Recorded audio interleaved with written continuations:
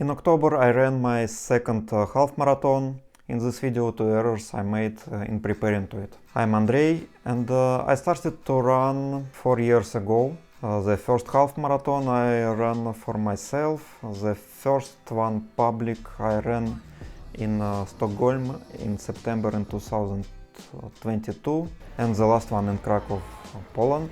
The public races are more challenging. You have fixed date tickets, and you should be ready for this date. It's important to follow some preparing program, run several times each week, increase the distances gradually, usually by 10% to avoid injuries. The errors I made this time are related to breaking of this preparing process. The first one you can guess. I did not stretch enough.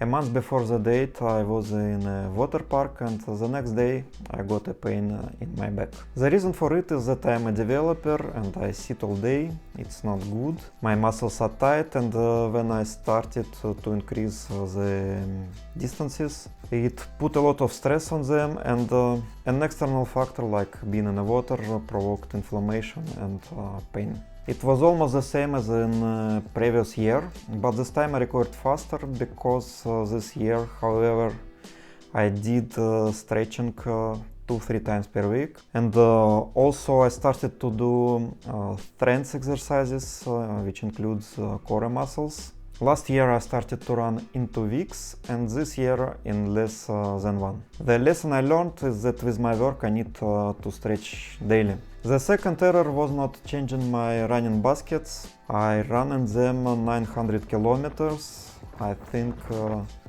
they changed their aromatization qualities, and it provoked inflammation and pain in my feet. It was not very strong, but it affected the training process too. I changed the baskets and I ordered orthotics insoles for my walking shoes. The surprise was to discover that I have high arch feet, as all of my life I thought it was flat feet. Anyway, it helped in a week too. The consequence of these problems is that I had not enough time to prepare. The maximum distance I ran was 14 kilometers. I knew that I can do it, but my second goal was to run a few minutes faster than the previous half marathon. The last 3 kilometers was hard, but I finished 6 minutes faster than in Stockholm in 2 hours 20 minutes. It proved again for me the power of good habits, and that consistent small changes lead to better